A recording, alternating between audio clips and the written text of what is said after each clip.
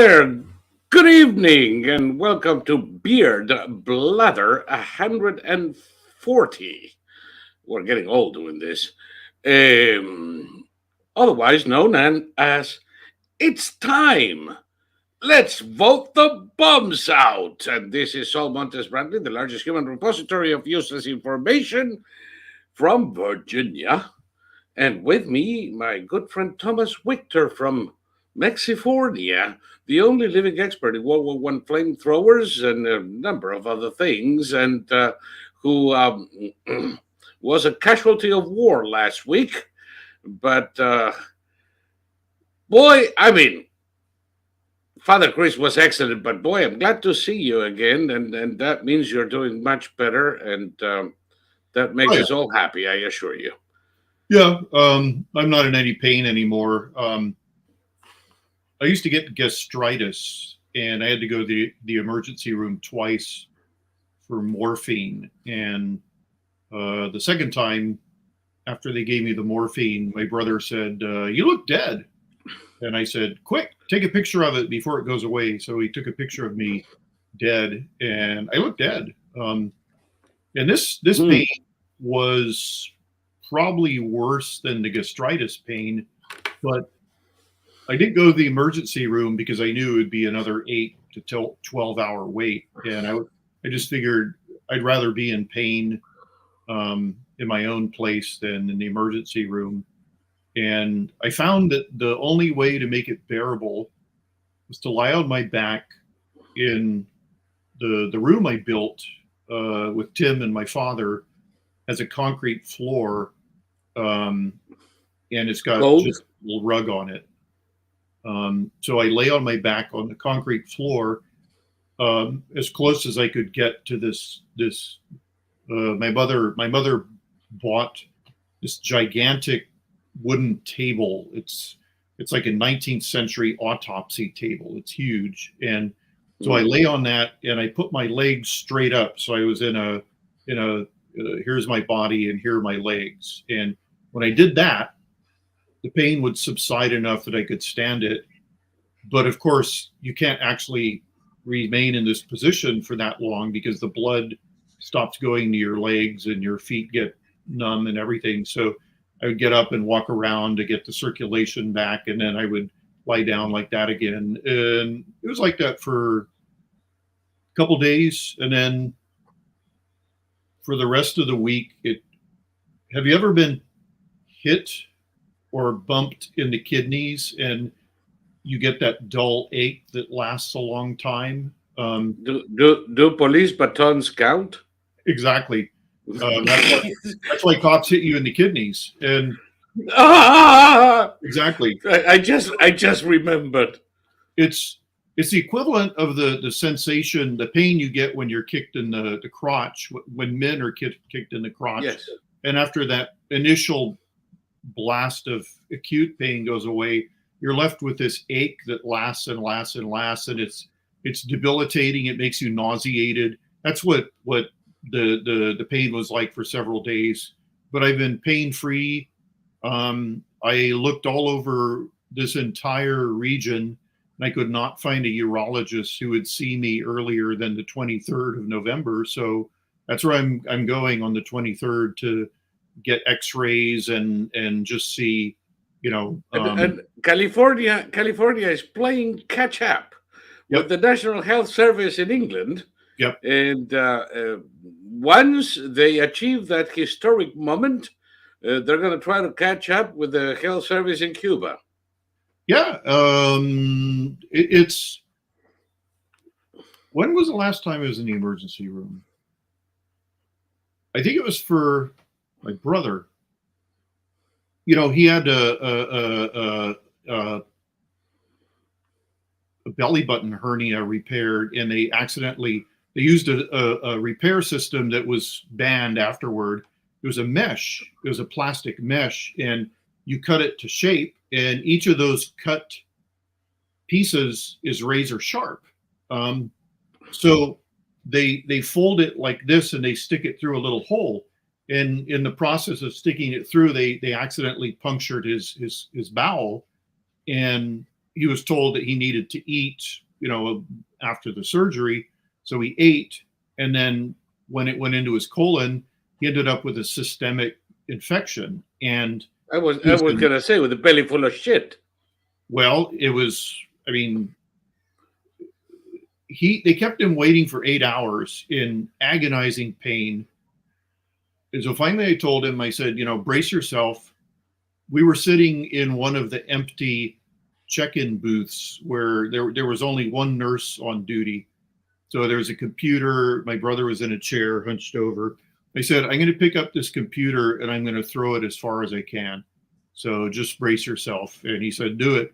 So I stood up, and at that moment, a male nurse on the other side of the glass saw me, and his face went white, and he came out the door and he called out my brother's name, and he went in. We told him that, okay, we have new neighbors, and they have 2 teenage sons who have these little Oompa Loompa motorcycles with wheels that are about this big, but they have no mufflers. And what these guys do is they race up and down the streets every Friday and Saturday trying to set speed, trying to see how fast they can go. And the parents stand outside in front of the house to make sure nobody messes with them. So spring nails. Yeah. So spring nails. Well, you'd be very proud. Leader of the street with street nails. What I'm going to do next weekend is I'm just going to pull my car out and just block the street. And if they ask me to move, I'm going to say, just a second, and then, be fiddle with my phone, move your car, just a second, and I was thinking about tossing a 2x4 out there as they were going by, but I didn't want to go to jail for the rest of my life. But if it's not one thing, it's another, because it's California. And, there's no point in calling the cops, just like there was no point in going to the emergency room. So, I'm pain free. We used to twist nails 2 turns on a bar, so that you have the nail like this, right? With the loop in the base, so that when a car goes over it, it actually, the bent part keeps it vertical, so it goes straight into the tire. It's a wonderful thing. Yeah. See, the lack of motor mufflers, it sets off all the car alarms, and it makes every dog on the street bark. So yeah, these are non-sentient entities. These are proto-humans. They're not like you and me. That they are not impacted in any way. You could walk up to those kids and fire a pistol right next to their ear, and it would have, they would go zero effect. Yeah. So yeah. But I disagree with you. It doesn't happen often, but it does every now and then. They're not proto-human because they're never going to be human. True. They're more like never humans. Yeah, exactly. Hominids. They're hominids. Yeah. Or there may be another term. Ask the chat. What is the word for a human-like creature? It may be hominid, but I'm not sure. In this particular case, I would say biped. They have 2 legs, and that's about as much as we have in common with that species. Yeah. So I don't know.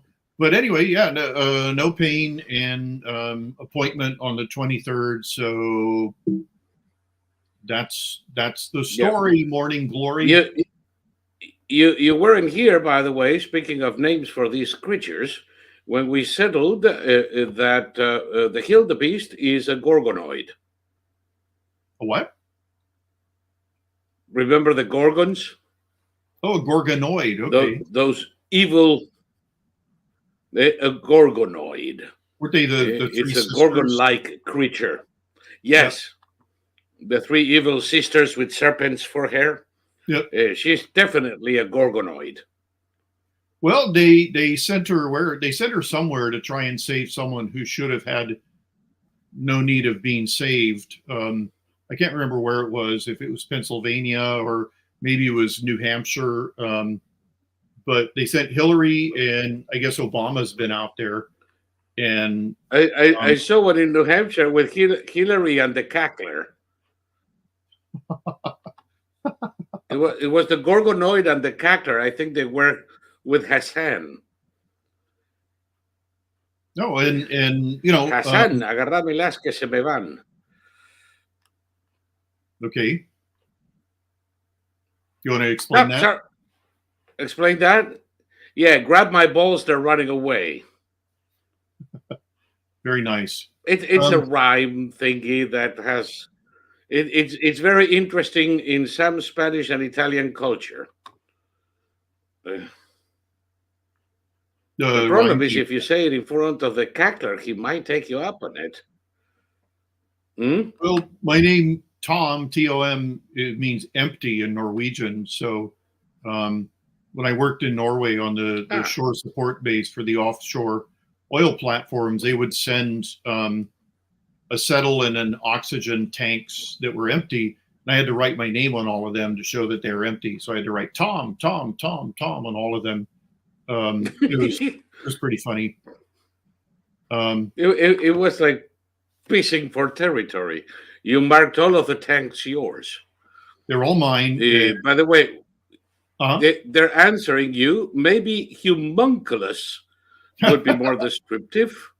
Sure. Another one comes with humanoid, which is far more generous. Yep. But humongous, I think humongous is the best choice so far. Yeah.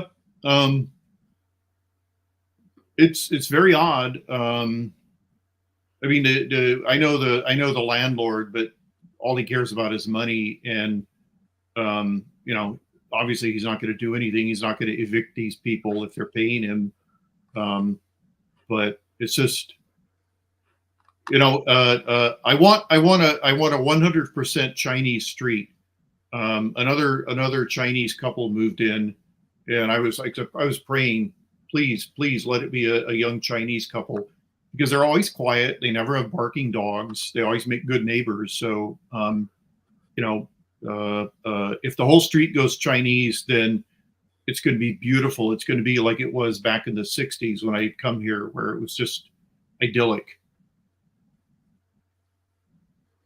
So, I have some. Oh, sorry, you got cut off. I got cut off. Hello. Hi, are you there? Are we back? I didn't. Yeah. Your sound got cut off for a second there. Okay. No, I'm done. I'm done. I just said I just hope the whole street goes Chinese, because it'll be like it was in the 60s when I'd come here, and it was beautifully quiet. Yeah. Yes, you know, with your Mexican neighbors, which you showed us last Saturday when you couldn't come in, you kind of like opened the door so I could hear the racket the Mexicans were doing next door, and that was insane. I can only imagine being in pain trying to rest with that thing going in the backyard.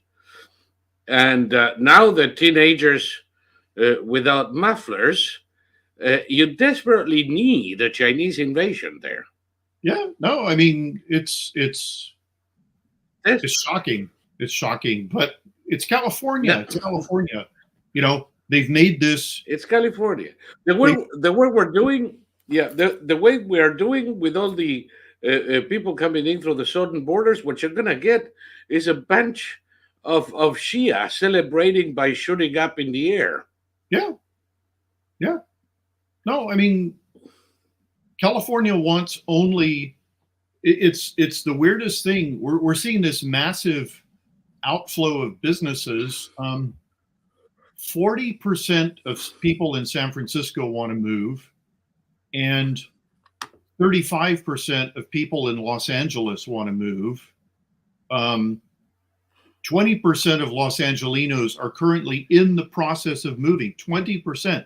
a full fifth of that city is leaving the state, and they're saying, no worries, we're going to make up with it with teenagers on Oompa Loompa motorcycles who will never be anything except a drag on everything. I mean, they'll start getting arrested. Money will have to be spent. Well, okay. I was going to say it was going to have to be sent prosecuting him. Hey, we're not going to prosecute anyone. There's a guy running for the office of the. I think he's running to be Attorney General of the state, and he doesn't believe in prison for any crime, including murder. So Yep.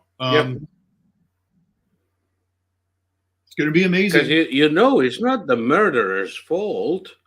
You antiquated caveman. How dare you suggest that the homicidal maniac may be at fault? It's society that turned him into what they are. All of this would be fine if they could neutralize that person's homicidal activity the way putting them in prison neutralizes them, but they don't. So they get out and they commit more homicides. So we used to do it with Old Smokey. Yeah, and Old Sparky. It's one thing to be against the death penalty for whatever reason, but it's quite another to say that not even murderers, especially multiple murderers, or people who've committed multiple murders, don't deserve even a day in prison. That they deserve some form of rehabilitation, and it's like, no, they have to be punished. Their justice demands punishment. It demands retribution. That's part of the law. That's part of the reason we have punishments is retribution. And the only people in California who deserve retribution are conservatives who deserve to lose everything for voting a certain way. It's quite amazing. Yep. Well, after all, the novel was Crime and Punishment, not Crime and Understanding. Yeah. Yeah. Cesare Beccario's book was Crime and Punishment, El Delitto delle Pene. It wasn't crime and understanding and comprehension. No, there has to be, at the very least, the threat of retribution, so that some people may think twice about committing certain crimes. Well, and it's worked for generations. We had empirical evidence that 3 strikes laws lowered crime down to the violent crime level was down to what it was in the 1950s. And yes, once they started repealing any form of prison term, the crime went through the roof. We had the governor of New York go on with Don Lemon, and they both agreed that there was absolutely no evidence that New York's no cash bail policy had increased the crime rate. And it's like, you're just saying that. You just made that up. Like you're lying. The evidence is what we see with our eyes. We see, okay, there's an unfortunate woman who's become the face of the crime epidemic. Her husband beat her up. He was immediately let out because he wasn't put in prison. But she was so terrified, she was going around wearing a bulletproof vest. And as soon as he got out, he ran her off the road. She was taking her kids to school, and he killed her with a shotgun in front of the kids. And, the governor, Hochul, says that all these cases of this happening are anomalous. They're not part of a trend. So it doesn't matter how many they happen, they're all anomalies. No. By the way, we've been going on for 20 minutes, and this is where we're going to have to start talking about elections, and other seditious activities. And this is where we might get in a position to upset the little fucks who do the overlordship in YouBoob. We didn't tell anybody when we started, but we started in both our channel in Odysee and YouBoob because we still have a lot of followers there for reasons that I fail to comprehend. But we do. So we started over there so they can see that we're still alive. But at the moment of discussing serious issues, not that the previous ones weren't, but serious issues that affect the sensibilities of little shits, then we have to kind of like bow out of YouBoob so they don't find another excuse to suspend us again. And we have reached that point. Would you think so? Oh yeah, I'm always ready to get off of YouTube. Okay. Great. So for all of you in YouBoob, thank you so much for clicking on this program. And if you take a look, if you're still subscribed, why the hell are you doing that? If you're still a member of the YouTube channel, why? I mean, we get the money, but we don't want to get the money if you don't get the content. So check in your descriptions. You're going to find a link to this show so that you can continue seeing it. And all you have to do is click on that link. And God forbid you may create your account and follow us and maybe even become a member in Odysee, where we don't have censors. That said, let's get the heck out of the boob and off